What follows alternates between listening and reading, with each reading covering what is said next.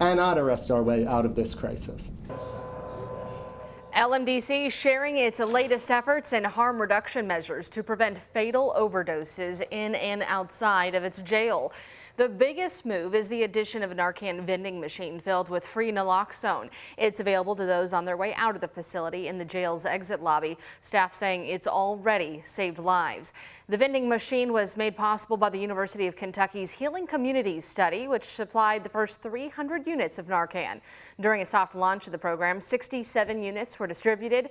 Jail staff and doctors believe this new vending machine is a powerful tool to combat the deadly overdoses, saying people make choices based off the choices they have available to them. They've since trained inmates on how to use the reversal drug, encouraging them to share it with friends and family who may one day have to save their life. Looking at the statistics, there are not that many people facing murder charges or manslaughter charges in this facility. And we know every day overdoses are being reversed by people who use drugs, by their friends, by their family members, and by their neighbors.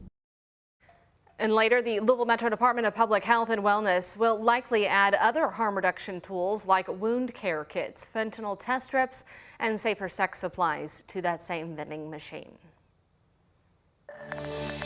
If we don't make serious progress by noon on Friday, September 22nd, more locals will be called on to stand up and join the strike.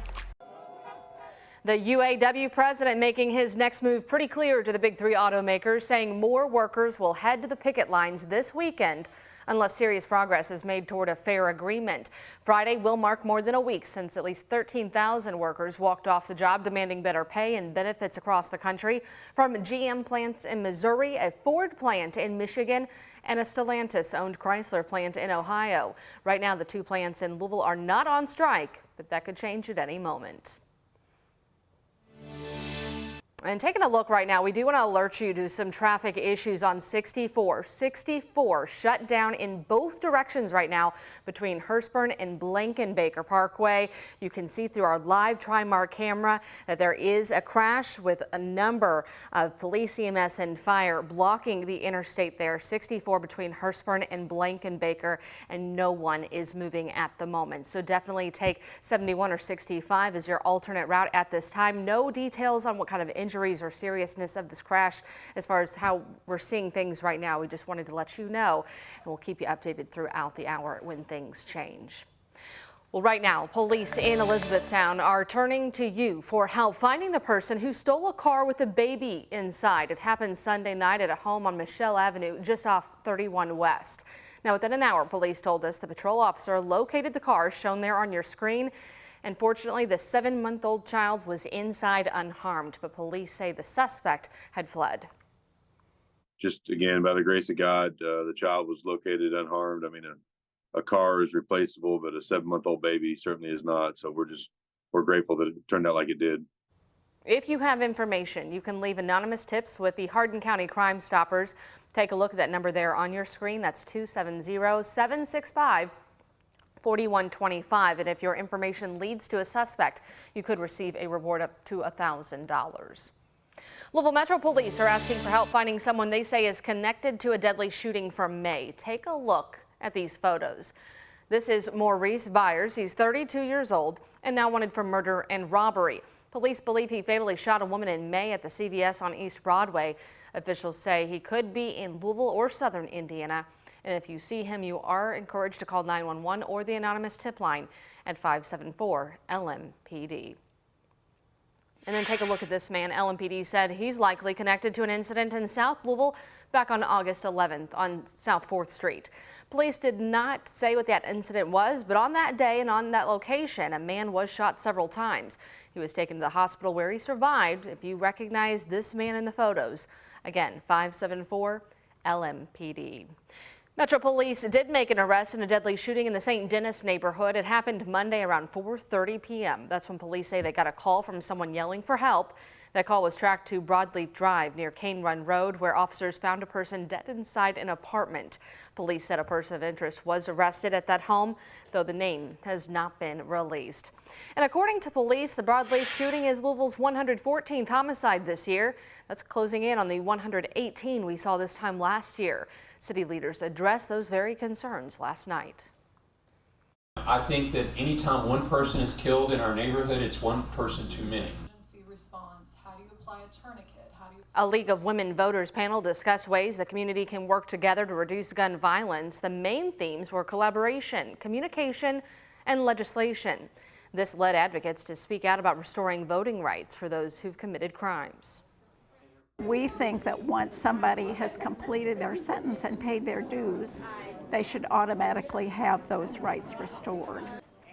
The League's goal for this year is to get a constitutional amendment on the ballot, allowing Kentuckians to decide whether voting rights should be automatically restored.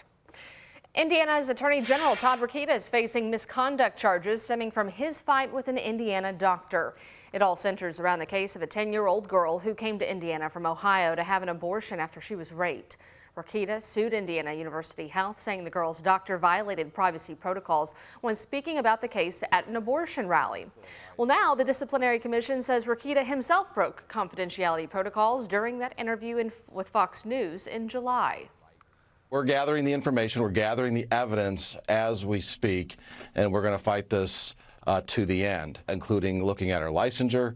If she failed to report, and in Indiana, it's a crime to intentionally not report. So during that interview, the commission said Rokita spoke about the investigation before a complaint was ever filed. And that is a violation of Indiana code. Rokita responded saying that these radicals have fostered an environment that cancels non-compliant citizens through intimidation, as well as tactics that can weaponize our respected institutions. He's already filed a response to the commission. The Indiana Supreme Court will ultimately decide if he violated state codes.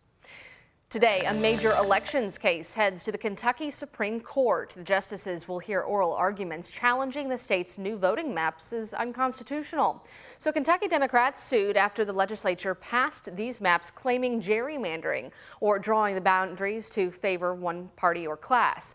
A Franklin County judge sided with the GOP late last year, saying they did not violate the state's constitution. The maps were enacted in 2022 for the Kentucky State House and U.S. Congress. The High Court scheduled to hear those arguments in Frankfort at 1 o'clock. Friends and colleagues are mourning the loss of Kentucky's 58th governor. Brereton Jones served from 1991 to 95 after a term as lieutenant governor. He is remembered for pushing for universal health care as well as supporting the thoroughbred industry. He ran a stud farm and was a founding member of the Breeders' Cup. Well, in a statement, House Democratic caucus leaders said Jones left an indelible mark on the Commonwealth, and there is no doubt Kentuckians are much better off because of Governor Jones' public service. House Speaker David Osborne also released a statement saying he cared deeply about the people of our Commonwealth, and his commitment to Kentucky remained a common thread in every aspect of his life. He passed away Monday at the age of 84.